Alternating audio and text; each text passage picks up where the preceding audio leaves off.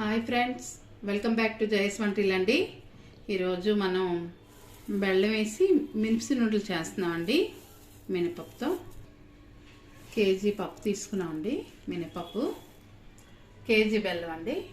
ఎంత పప్పు అంతే బెల్లం తీసుకోవాలి. పావు కేజీ నెయ్యి, బెల్లం మనం ముక్కలు కట్ చేసి ఉంచుకోవాలండి. పాత్ర పెడుతున్నామండి. వేపుతాం మినపప్పు. స్టవ్ వెలిగించాం, వేయించుకుంటాం. మంచి కలర్ వచ్చే వరకు వేసుకోవాలండి. పప్పు వేస్తున్నామండి. మినపగుళ్ళు మంచి కలర్ రావాలండి. మనకి ఇలా వేగాలండి. చూసారా, మంచి కలర్ రావాలి, గోల్డ్ కలర్ లాగా. స్టవ్ ఆపిస్తానండి. మనకి ఇంకా కలర్ వస్తుంది, వేడి ఉంది కదా. చల్లారిపోయాక మనం మిక్సీ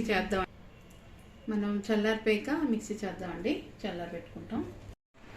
మనం ఇలాగా బెల్లం ముక్కలు కొట్టిస్తామండి.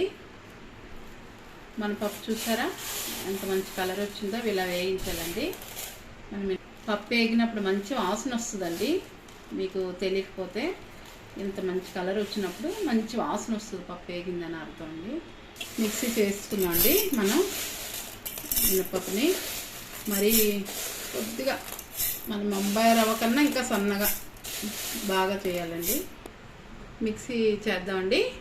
మనం 2 సార్లు చేస్తున్నామండి. సగం వేసుకున్నాం, పిండి చేసామండి, వేస్తున్నాం. చిన్న రవ్వ తగలాలండి. మనకు అలా అయితే నోట్ కంటుకోదు. చూసారా, ఇంకో ట్రిప్ కూడా ఇలాగ చేసుకుంటున్నాం. 2సారి కూడా చేస్తామండి. మనం వేసుకున్నాం. పిండిని ఇలా అనుకోనండి. మనం బెల్లం చేస్తాం కదా, బెల్లం ఇలా మనం వేసుకోవాలి మధ్యలో. ఇలా మనం వేసుకున్నాక నెయ్యి వేడి చేసి వేయాలండి. పైన నెయ్యి మరిపోయింది, మనం వేసుకుందాం. ఇలా బెల్లం మీద వేస్తే మనకి బెల్లం కరుగుతుందండి వేడికి. మనం ఇలా కలిపేసుకోవాలండి. బెల్లాన్ని ముందు మనకి బెల్లం ఇలా కరిగిపోయిందండి. ఇప్పుడు పిండి కలుపుకోవాలి. మనం కలిపిస్తామండి. చూసారా మనకి ఎలా వచ్చిందో. ఎంతో టేస్టీగా ఉంటాయండి మన మినపగుళ్ళు. మనం చూపించిన నెయ్యి ఎలా పడిపోయింది. మనకి సైజు ఎలా కావాలంటే అలా చుట్టుకోవచ్చండి.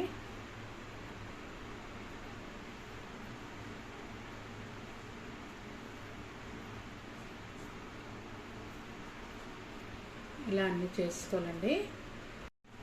మన మినపగుళ్ళు అయిపోయండి. చూసారా ఎంతో టేస్టీగా ఉంటాయి. ఎలా ఉందో కామెంట్స్ పెట్టండి. నచ్చితే లైక్ చేయండి, షేర్ చేయండి, సబ్స్క్రైబ్ చేయండి.